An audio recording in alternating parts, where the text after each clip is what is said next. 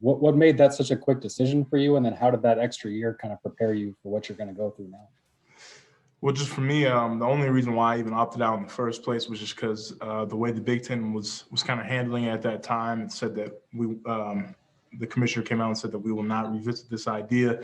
So just based on that alone, with much consideration from my O-line coach and my family, my O-line coach was, the one that was telling me that I should take that next step because it doesn't look like we're having a season.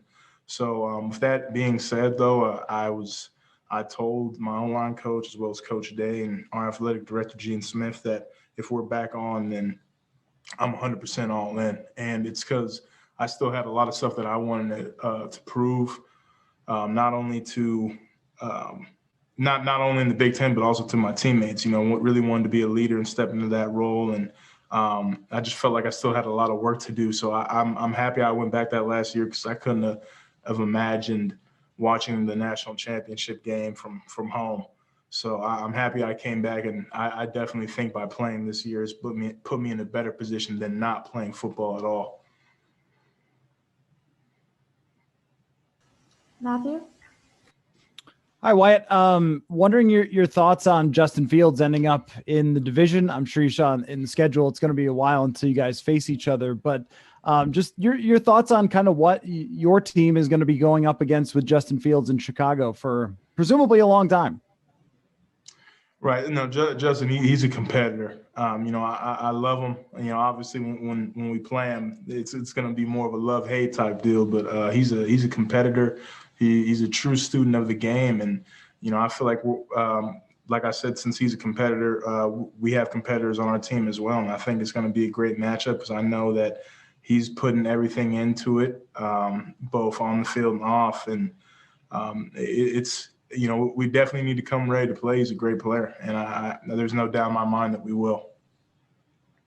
Wyatt, the Vikings scouting staff had a directive from Mike Zimmer to not only find athletic offensive linemen, but they wanted big guys, the size that you might not typically associate with guys who play in a zone scheme. Might sound like a basic question, but how does one maintain the size of being 6'4", 315 or whatever you're at right now and be able to move at that size? How difficult is that? And I guess what are the steps for you that you've taken over your career to be able to do that so effectively?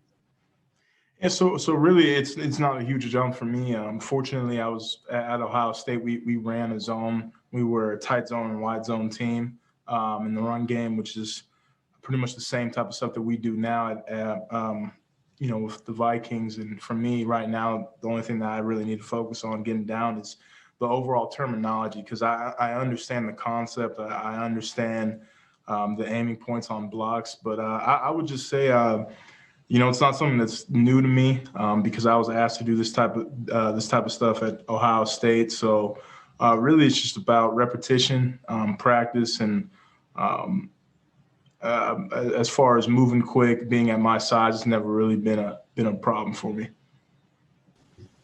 Lindsay?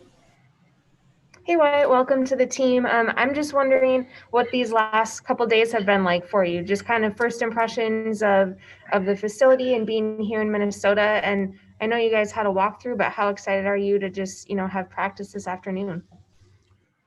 Oh, well, first of all, Minnesota is beautiful, and the facility is outrageous. It's mind blowing, and it's so big. I almost get lost every time that I come in here. But I'm more than excited. I'm so happy that we're playing football now, not running around cones. So the first practice went well, and I'm just looking forward to this upcoming practice and getting back into that rhythm of playing football.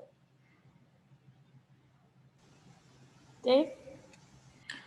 Hey, Wyatt, I'm just wondering if you ever watched your dad in the program, and if you did, what did you think of his performance, but also just his career as an actor?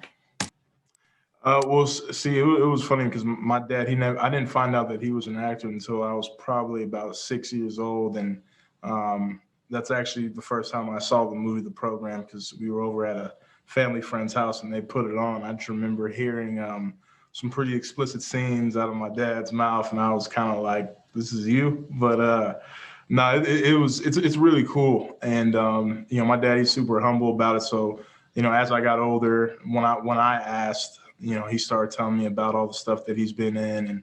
And, I found out like probably right before I got to Ohio State that he was in 32 movies. Like I didn't even know that. And, I've seen all the major ones with the program and Beetlejuice and Under Siege. But it is definitely a pretty impressive career. I mean, it's also kind of random at the same time just because I couldn't see him doing it. And I just think it's kind of funny. But no, it's really cool. Chris? Hey, Wyatt, I know you said when you were drafted you could play every position on the line. Have you gotten any more clarity on if they're going to look at you on the left side, right side, or what have you, or where you're going to work out in this mini camp or anything? Yep. So for right now, I was told, I'm playing right guard, but at the same time, anything can happen and change, and I'm more willing to play whatever position wherever they see fit. But as of right now, within this first practice, I was playing right guard. Wyatt, how did those early years as a reserve help you when you got the opportunity to start? Because it looked like just from all the accolades, the way that the season went, you were able to get into a groove really early. Did you feel that as it was happening? Or I guess just kind of how did that preparation prepare you for being able to take over a starter's role and do really well with it early on?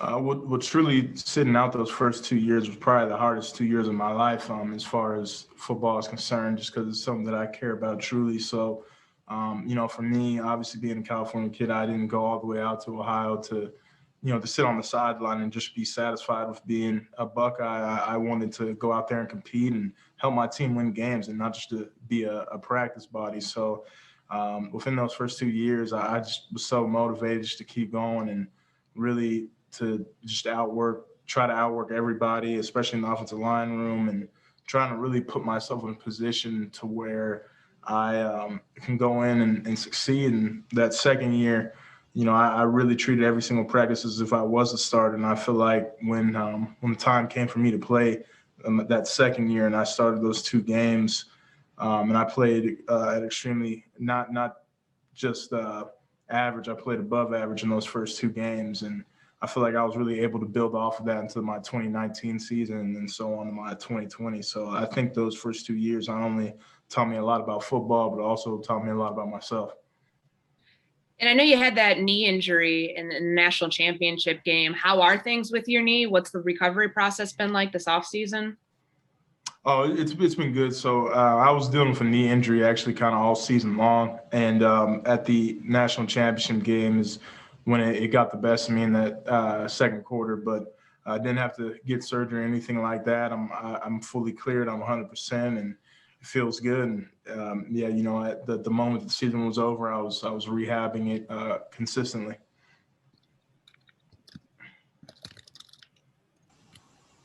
Matthew? Hey, Wyatt, Courtney sort of alluded to this earlier about Mike Zimmer wanting, bigger guys, but I mean, presumably that's to improve the pass protection on the interior that's been tough for this team the last couple of years. I guess I'm just curious from you about developing your techniques as a pass protector and how that process has gone for you and kind of what you're hoping to do in terms of a next step to be able to face, the beasts of the NFC North. Right. So, being at Ohio State, too, I was playing in the Big Ten type of games that we were going up against. I was able to go against great pass rushers and great competition. And just going to Ohio State itself, I'm going against great NFL talent every single day at practice. So as far as pass pro goes, I mean, I'm still – you could always work to be better. And, working with Coach Rico and understanding his new techniques now, I think is – going to put me in an even better position to succeed. So, I'm just kind of like a sponge right now, soaking all of the technique and information down. And I'm just trying to apply it, and it's nothing that seems like I can't do. So, I'm just taking it one day at a time. And, once we get the pads on, I feel like it will be a bigger I'll know more once we get the pads on and going through, but I'm pretty confident.